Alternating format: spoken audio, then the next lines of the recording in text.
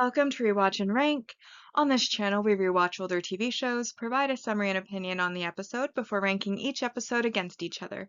Today's episode is Merlin Season 2, Episode 5, Beauty and the Beast. The episode in a nutshell is a brief summary of what happened within this episode.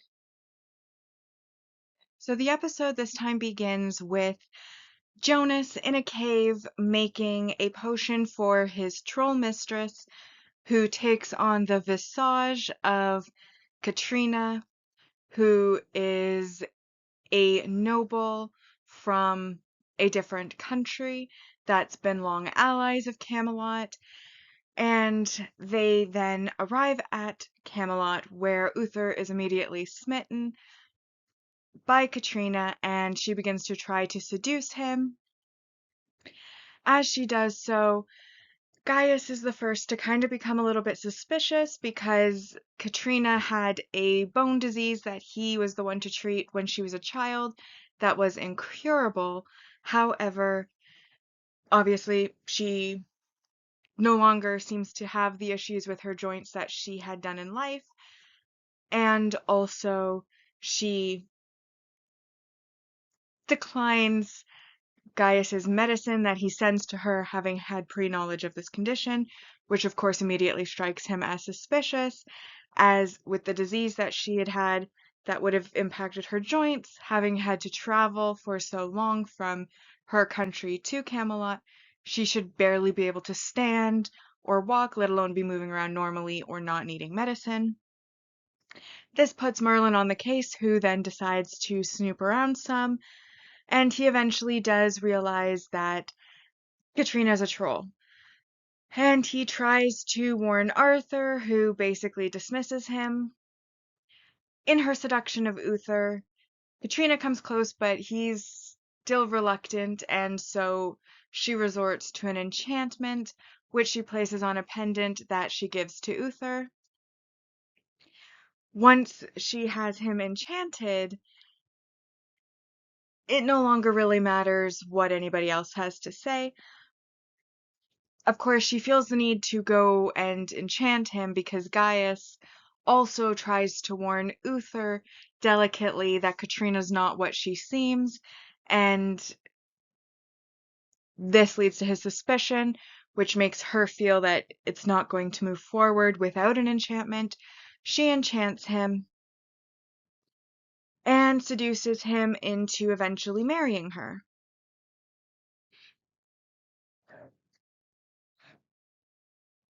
And Merlin is unable to stop it because he has been trapped by Jonas. However, he does manage to break free, but not in time to stop the wedding. Once they're married, Katrina has Uther under enchantment, so she starts to steal some powers for herself, beginning by undermining Arthur by increasing the taxes on the people, and then having Uther name her the heir and disinherit Arthur. At her coronation as the heir, Merlin and Gaius came up with a plot to swap out the potion Jonas made for a fake that looks and tastes the same, but just doesn't have the troll magic in it. And this causes her to start to transform mid-ceremony, so she runs out of the room. Uther, Morgana, and Arthur chase after her, and they happen to see her turn back into a troll, revealing it to everybody. However, because Uther is enchanted, he still remains in denial of the fact that she is a troll and continues the marriage, all aspects of the marriage, with the troll. The court tries to first Arthur and Morgana try to yell at him that he is married to a troll, and he gets angry at them for insulting his wife. Then Gaius and Leon try to delicately approach the fact that the fact he's married to a troll might have just passed him by, and he says the next person who says anything negative about his wife is going to be charged with treason and beheaded. So that puts a stop to that. He starts to alter the throne room to better suit the troll's sensibilities. and everyone kind of just has to deal with it because if they don't, obviously Uther will be angry. However, in the background, Merlin and Gaius are still working on a cure for Uther, and they realize that the cure for the enchantment is for Uther to cry tears of true remorse, which at first they're like, well, that'll be impossible, but Gaius says that there is nothing and no one that Uther has ever treasured more than Arthur. So they approach Arthur to fake his death, and they feed him a potion that will basically take him to the brink of death right away. And as long as the antidote is administered within 30 minutes, he will live. And so basically, Arthur drinks the potion. Gaius goes to inform Uther. Uther arrives, obviously grieves, and has true regrets about pushing his son away, feeling that he was the one who killed Arthur. Merlin almost doesn't make it back with the antidote because Jonas hits him over the head with a vase, which causes him to drop the antidote and the glass vial shatters. So he takes his neckerchief when he wakes up and dabbles up what he can of the antidote before finally making it back to Arthur and wringing out his neckerchief into the almost dead Arthur's mouth. This allows him to wake up. His father, having cried tears of true regret, has realized now that he is married to a troll, and they fight. Arthur manages to kill Jonas. Uther calls in the guards. They get beat by the troll because the troll is much stronger. Merlin makes the troll trip. This allows Arthur to kill her. And then Arthur tells Merlin that he had never doubted him, and Uther and Arthur have a rather awkward dinner about the fact that he had eaten a troll. Not eaten a troll, married a troll. And that's the end. So now that we are reminded about what happened within the episode, it's now time to rank the episode. As always, we rank on two lists. We rank on a mostly objective ranking list, which uses set values to determine the score, and then the personal list, which is just my personal opinion and score. So with this episode, we will start with our positives on our mostly objective rank values, and I've highlighted the ones I felt applied to this episode. So to start with, we of course have our single episode supporting character introductions, which are Jonas and Katerina, who, of course, are each worth 1 point, bringing us to 2 points. We then have the supporting relationship development, which is between Katerina and Uther. And the reason I count it as a supporting relationship is the seduction does start and is fairly successful right from the start before the enchantment takes place. So there was genuine flirtation between Katerina and Uther. At the start, it was just not moving fast enough for her, and once Merlin found out the secret, they had to like speed up the timeline, and that's why they brought in the enchantment. But potentially, had they never been found out, they might have been able to actually succeed without the enchantment, which is why I think supporting relationship development does count here. And of course, they have, the flirting, the going on dates, all of that that happens within the first part one of this episode. Again, the enchantment. Our final positive is 4 points for world building, which is where we learn that trolls exist. They have their own brand of magic. They are known to be greedy and power hungry. They typically enjoy living in filth and detest cleanliness and basically live life opposite. So what we would consider beautiful, they would consider revolting. What they would consider beautiful, we would consider absolutely revolting. They feast on rotted food, particularly rotted fruit. Their blood is green. So basically, we learn a lot about trolls. And that brings us to a total of 8 out of 10 on our positive points. Which then brings us to the negative points. So first off, we have negative messaging and or behavior. And there are a few things that apply under this category. The first, of course, is the seduction of somebody with ulterior motives, followed by a magical enchantment, which forces their feelings and essentially removes his free will, as anytime she says something, the pendant will react and he will immediately agree with her. So basically giving her complete control over his ideas, his actions, his feelings, etc., etc., makes him a puppet on the string, which she refers to him as on several occasions. We next, of course, have Gaius encouraging Merlin to use magic in front of Uther in order to try to reveal Katerina, and Merlin does do so in the throne room, hiding behind a pillar. He casts a revelation spell, so a spell to reveal things. However, this does not work. She resists it, but that is when Jonas and her find out that Merlin knows about them and has magic himself, which is where he becomes the bigger threat and therefore becomes a target of them. And it's all for naught because she resists the spell, so had he been caught, he would have died for literal nothing, though thankfully he did not get caught in this case.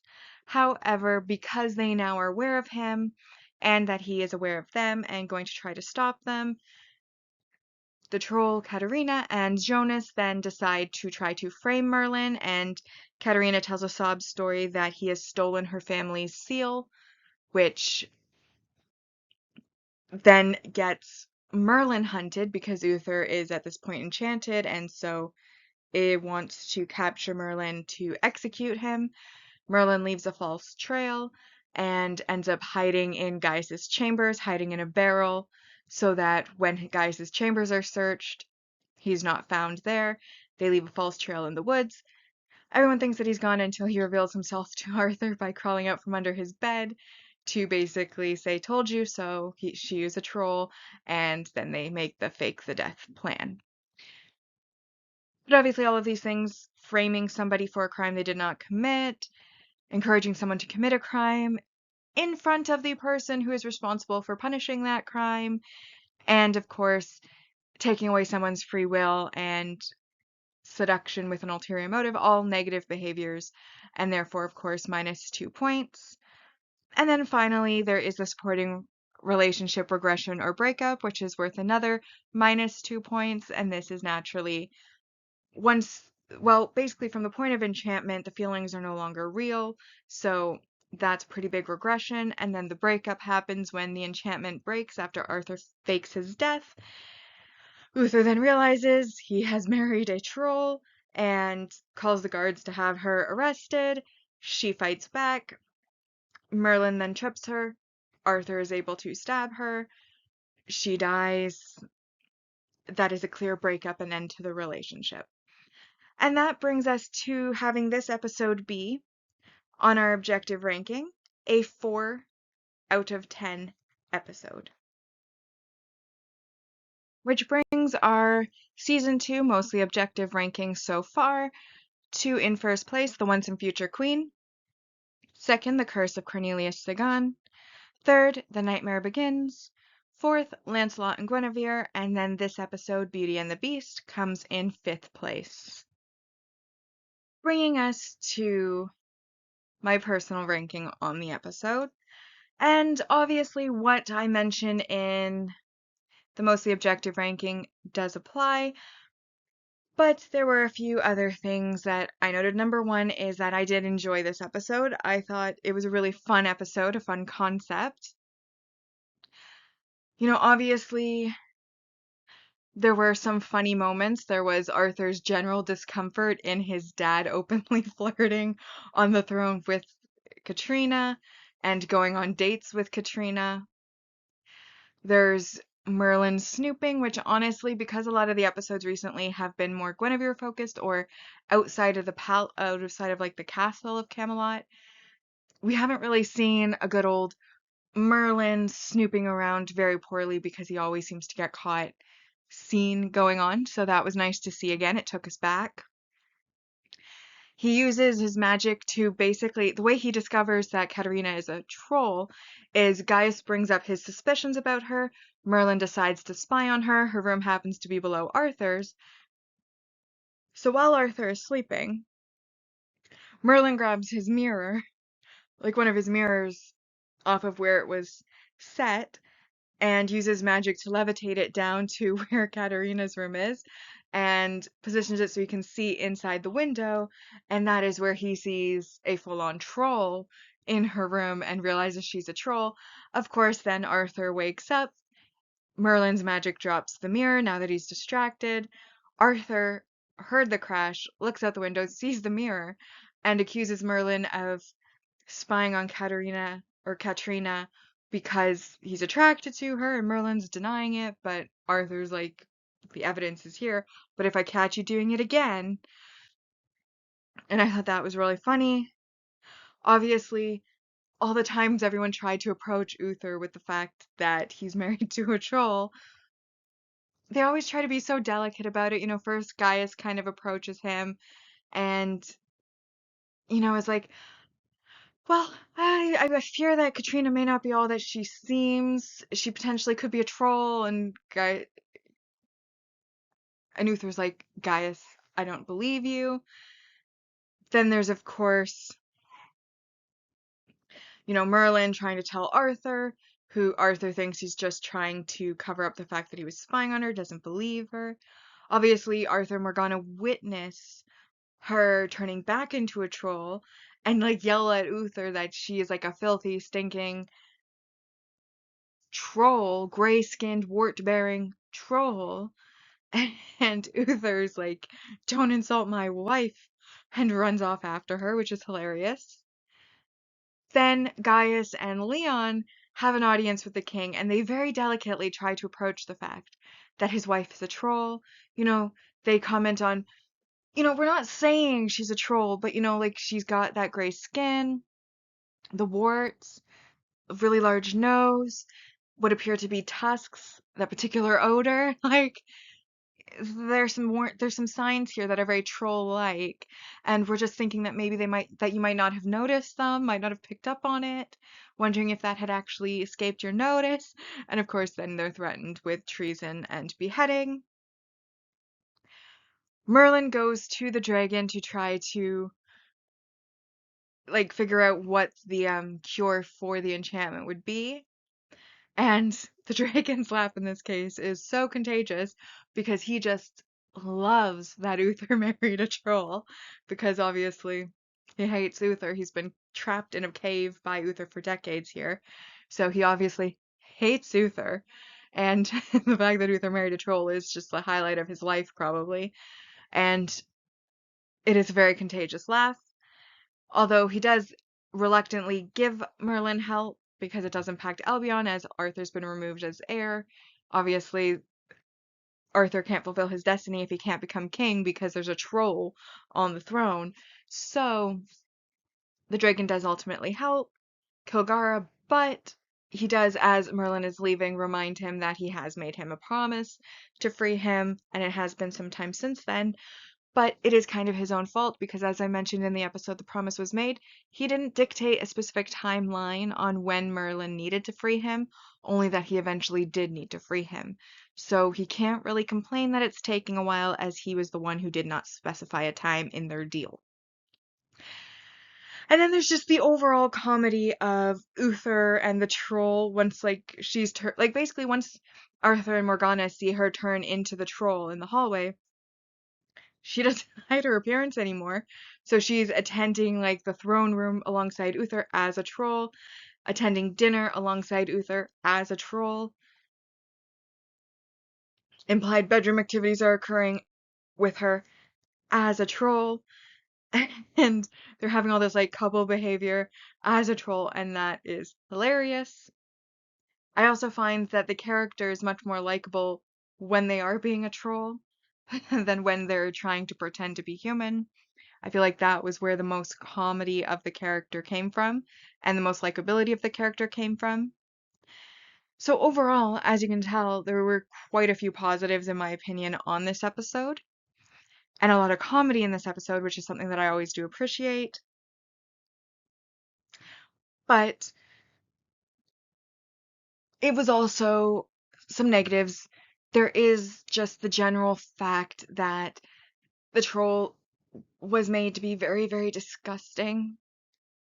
Like, obviously, the eating of the rotten fruit, it was showing maggots on screen, which I do not like bugs of any kind, but maggots are disgusting in particular. And then, of course, we had, the fact that whenever the troll was eating, it ate very messily, so it was like this black gunk that it was scooping into its mouth, and it was gross, and I wanted to throw up a bit in my mouth. And then there was Jonas brought her a special treat, which was dung from the stables, and ugh, and then she was like sticking it all over her face, and I was just like, I can't do this. This is just so disgusting. I hated it. Even when she's like eating with Uther, he asks her if there's anything not to her liking, and she complains about how clean the chair is and suggests that they bring in that freshly mucked out dung for her to sit on. And I'm just like, and like literally where she's sitting at the table, there's like steam wafting off, like it's like warm shit. Oh my gosh, disgusting. And for that reason, I did have to mark it down a little bit because I was like, that much making me want to be sick is a bit much. So ultimately, I gave it a 7 out of 10. I really enjoyed it. A lot of good things, but there obviously was a lot of the negative behaviors and the just overall disgustingness of the troll activities brought it down, and I felt that was a fair score, which brings our season 2 rankings on our personal list to in first place The Nightmare Begins, then second The Curse of Cornelius Sagan, third is this episode, Beauty and the Beast, and then it's Lancelot and Guinevere, and the Once and Future Queen is in last place. And now we come to our series ranking so far. On the mostly objective ranking, season 1 ended with a score of 69.23%, and season 2 so far has a score of 33 out of 120. And then on our personal rankings side, we had season 1 ending with a score of 66.92%, and season 2 so far has a score of 31 out of 120. With that, we've now rewatched and ranked Merlin season 2 episode 5, Beauty and the Beast. Like and subscribe if you'd like to, and I'll see you in the next episode.